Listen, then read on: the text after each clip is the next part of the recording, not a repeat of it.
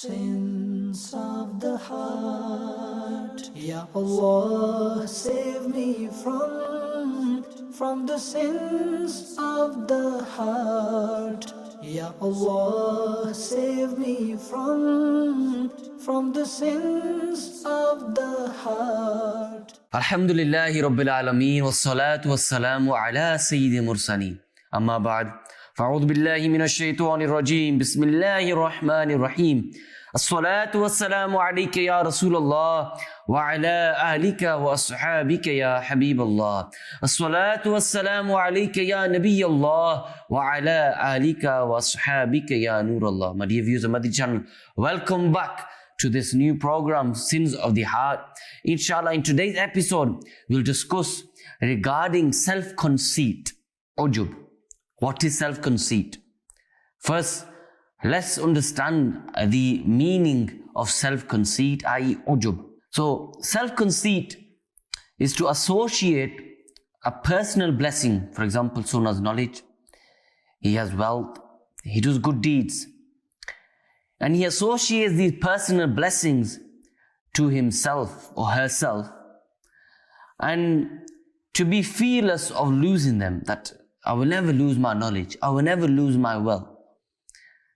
And this self-conceited individual, it is like he has forgotten that this actual attribute of these blessings, the wealth that you have, the knowledge that you have, is actually not because of your own work, it is from Allah subhanahu wa ta'ala. This is self-conceit.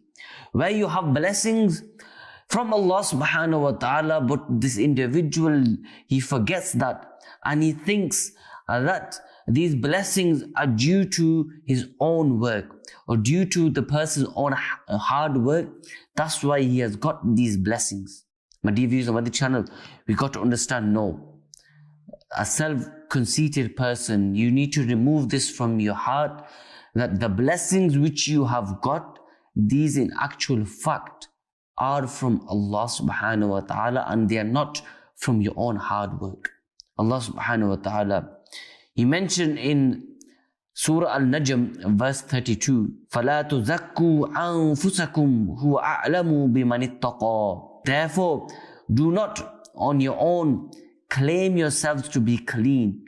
He well knows who are the pious. Sayyidina Ibn Jurayj rahmatullahi ta'ala alayhi explains that this blessed verse means that after doing a good deed, you should not say, I have done this. Sayyidina Zayd bin Aslam rahmatullahi said, do not consider yourself to be righteous, meaning do not say, I am pious, because this is self-conceit. Do not say, I am pious, I am rich. No, understand that this is from Allah subhanahu wa ta'ala. And elaborating on this verse, Sayyid Alama Sayyid Muhammad Na'imuddin Muradabadi alayhi rahmatullahi al-Hadi explains in Khazain al-Irfan that do not compliment your good deeds with pride, because Allah subhanahu wa ta'ala knows the states of His servants. He is fully aware of all details from their beginnings to their ends. Let's understand a hadith regarding self-conceit. The final message of Allah sallallahu ta'ala alayhi wa sallam has stated, a person who is ashamed of his sins awaits the mercy of Allah subhanahu wa ta'ala, whilst a self-conceited person awaits the wrath of Allah subhanahu wa ta'ala. Allahu Akbar. That a person who commits sins day in, day out, but he's ashamed of his sins, he will inshallah gain the mercy of Allah subhanahu wa ta'ala. Whereas a person who has got the blessings, who does good deeds, but he understands that these good deeds are due to his own work. He understands the blessings which he has gained. His own understanding is that it's due to his own hard work. And then this person, he awaits, unfortunately, the wrath of Allah subhanahu wa ta'ala. And self-conceit in actual fact is impermissible, forbidden, and is a sin. The Holy Prophet sallallahu ta'ala has warned that even if you commit no sin at all, I fear for you a crime which is worse than any sin, and that is self-conceit. Self-conceit meaning self-admiration. This hadith proves that self-conceit is an enormous sin. It is vital for every Muslim to abstain from every internal, external sins. Allah subhanahu wa ta'ala says in the Quran, give up the open and hidden sins. So from this we learn that self-conceit in actual fact is forbidden. It is impermissible to be self-conceited. You have to understand that your good deeds, whatever you have, is from Allah subhanahu wa ta'ala. Sallu ala al-Habib sallallahu ta'ala ala Muhammad sallallahu ta'ala alayhi wa sallam. Hujjatul Islam, Sayyidina Imam Abu Hamid, Muhammad bin Muhammad Ghazali, alayhi rahmatullah al-Hadi states that anyone who believes that he is a possessor of an excellent thing such as knowledge or good deeds or wealth will be in one of these two states. Number one, either he fears the possibility of a decline or total loss of that blessing, in which case this individual is not self-conceited. So this individual, he knows that he has got blessings, he knows he has wealth, he knows he has knowledge, but he understands that there's a possibility that this blessing can be taken off him. Then this individual is not self-conceited. And the second state of which a person can be in is that he has blessings of wealth, knowledge, etc. But he does not have any sort of fear or any fear of any possible decline, or this blessing will be removed from him. Instead, he is happy and he is content, whilst acknowledging that he is blessed by Allah subhanahu wa ta'ala, and that this blessing is not due to any person excellence of his own. This individual is not self-conceited either. So these two categories of people, these two individuals are not self-conceited. Number one is a person who fears that there's a decline of his blessing. And number two, an individual who is thankful for Allah subhanahu wa ta'ala, who praises Allah subhanahu wa ta'ala for the blessings which he has gained. And there's a third state in which a person can be. So the three states. The first two states, a person is in the state that he is not self-conceited. But in the last state, the third state, that individual is in that state of self-conceit, which is that an individual is fearless. He is not scared of a decline or a total loss of a blessing. Instead, he is happy. He is content. Whilst the reason for his happiness is that the blessing is a means of superiority, excellence, eminence, not because that particular blessing is a favor from Allah subhanahu wa ta'ala. Rather, the reason for this happiness is that he considers that blessing to be his personal attribute and achievement, instead of considering it to be a favor and mercy from Allah subhanahu wa ta'ala. This last state, if an individual is in this last state, that is the state where that person will be in great loss. So my dear viewers of Madani Channel, understand there's three states of an individual. The first state is a person has blessings, he has money, he has wealth, he has knowledge, yet he understands that it's possible for those wealth, that blessing to be snatched off him, that blessing to be snatched and removed from him. The second state is that person has blessings, he has wealth, he has knowledge, he has money. Allah subhanahu wa ta'ala grants the person the opportunity to give money in charity. Allah subhanahu wa ta'ala grants this person, he grants him enormous possessions, enormous materialistic items, yet he does shukr. He shows gratitude to Allah subhanahu wa ta'ala, and this person is also not self-conceited. But unfortunately, the last state, if an individual is in this last state, then that individual will be self-conceit. And the last state is that the individual, he will have this blessing, he will have money, he will have knowledge, but he will have no fear that this blessing can be snatched off him. He will not be scared that this blessing will be removed from him. And he will show off with these blessings. He will think with these blessings he has superiority amongst the people. And this sadly which we see in society nowadays, that if a person he is granted a certain role in society, for example, he is the leader of that community, and then sometimes you see that leader will take advantage of his role. He will take advantage of his position. He will use people. And this is something which we should not do. We should not take advantage of the blessings which Allah subhanahu wa ta'ala has granted us. So these are the three states a human being can be in. So you should try to adopt the first two states, is that show to gratitude, do shukr to Allah subhanahu wa ta'ala, understand there's a possibility that these blessings will be removed from him. The eminent saint, Sayyidina Junaid Baghdadi, alayhi rahmatullahi al-Hadi, once he had a disciple who every night in a dream witnessed angels boarding him upon a royal vehicle and taking him on a tour around paradise whilst feeding him heavenly fruits. Subsequently, the disciple became self-conceited and proud, considering himself to be distinguished. For this reason, he discontinued visiting the Shaykh. After noticing the disciple's constant absence for several days, the Shaykh rahmatullahi ta'ala alayhi decided to visit him, assuming that he might be ill. He might have something wrong with him, might have some family issues. On reaching him, surprisingly, shockingly, he witnessed that his disciple is sitting comfortably in a glamorous condition. Sayyidina Junaid Baghdadi alayhi rahmatullahi al-Hadi was shocked and astonished. And he inquired about this condition and inquired that how he managed to gain this position, how he managed to get this luxury.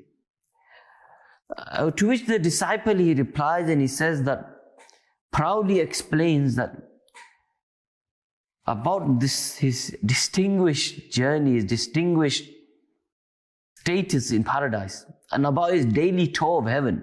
He advised his disciple that when you visit paradise today, then before you eat the fruits of heaven, recite La hawla wa la quwwata. This disciple, he goes, okay, I'll do that. Thinking that nothing will happen. I don't know why Sayyidina Junaid Baghdadi is telling me to recite this. So now he's on to his journey of paradise at night time. He reaches the fruits which he's going to eat, and before he remembers that his Shaykh told him to recite La hawla wa la quwwata.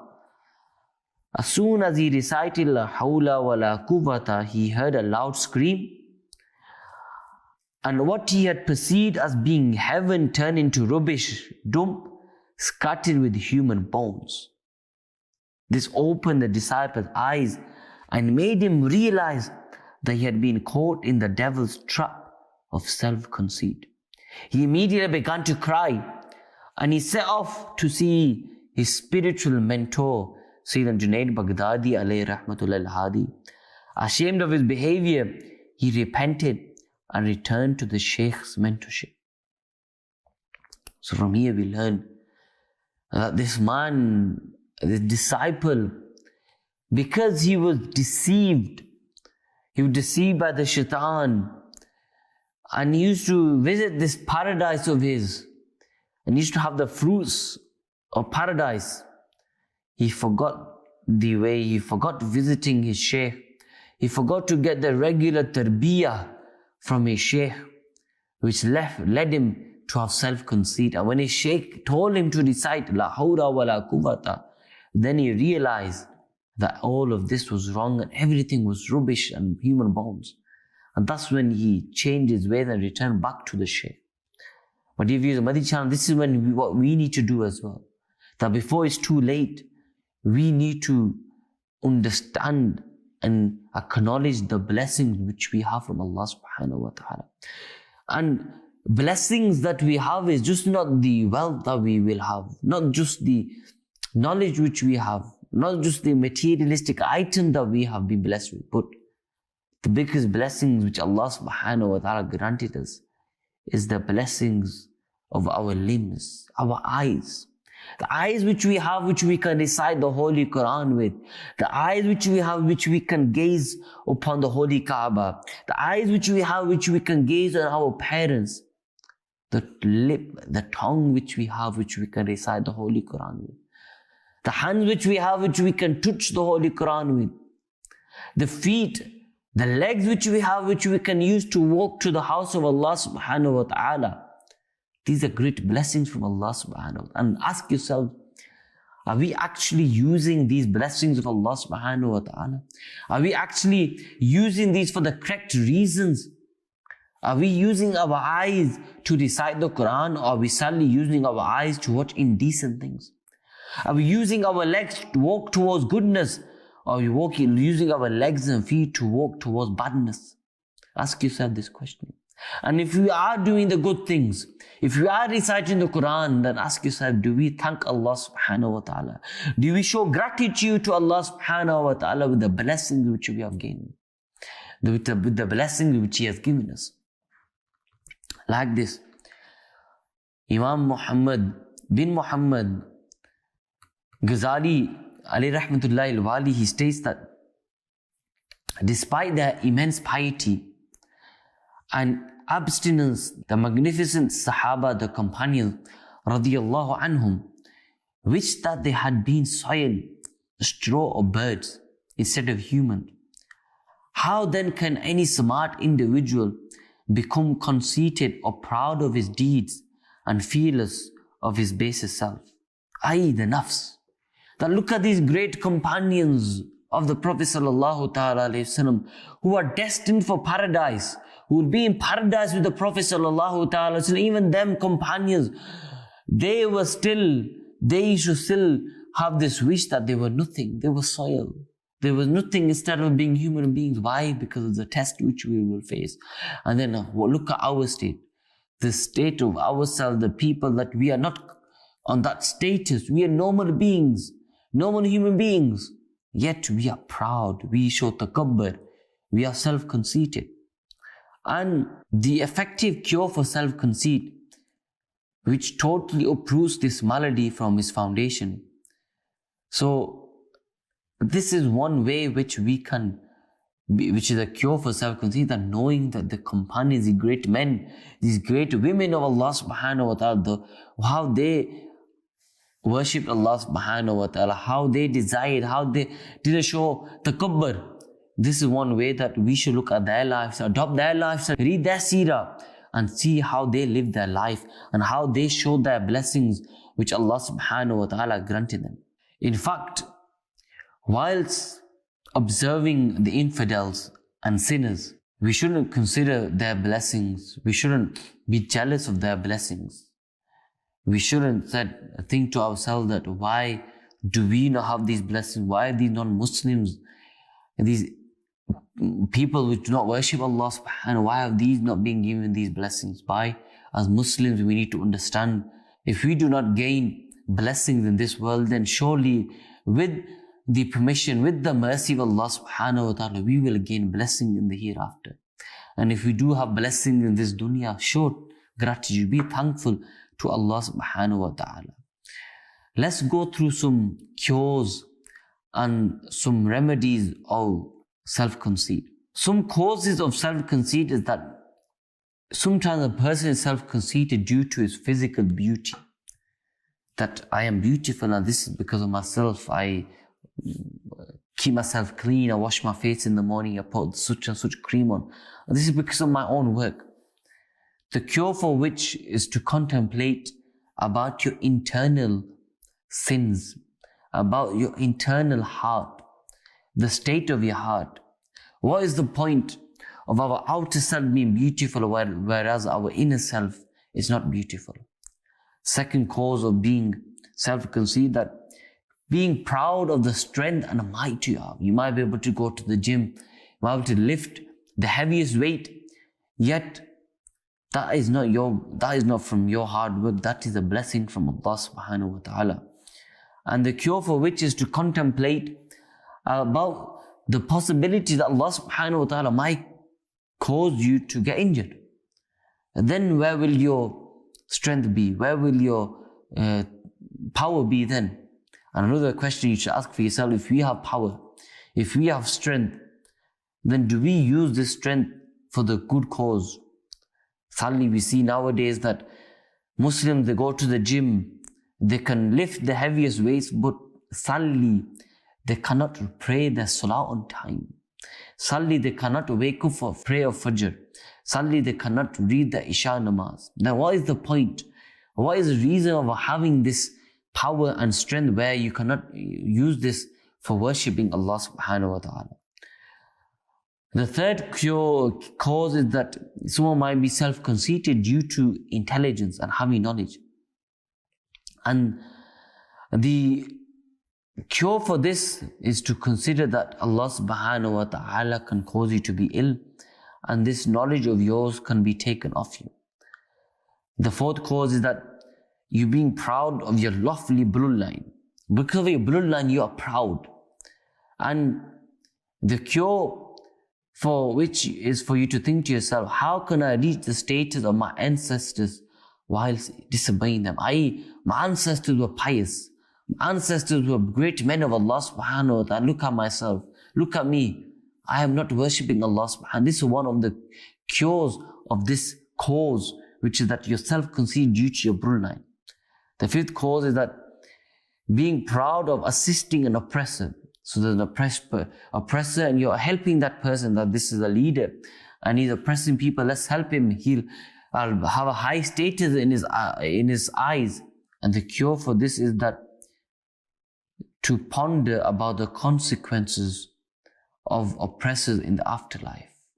To contemplate of what will be the end, what will be the state of this individual who oppresses people, what will be his state in the afterlife. The sixth cause is that you are self-conceit due to having servants. You have servants, so you are self-conceit. This can be cured by focusing on your innate weakness and never forget that all humans are helpless servants of Allah. The seventh cause is being proud due to money. The cure for this is for you to contemplate about the danger of duties related to and problems arising from money. And the last cause and cure is that you are proud and your self-conceit, being proud of an incorrect personal opinion. And the cure for this is to never trust accuracy of your opinions and never rely on your own opinions. Listen to other people, what they will say as well.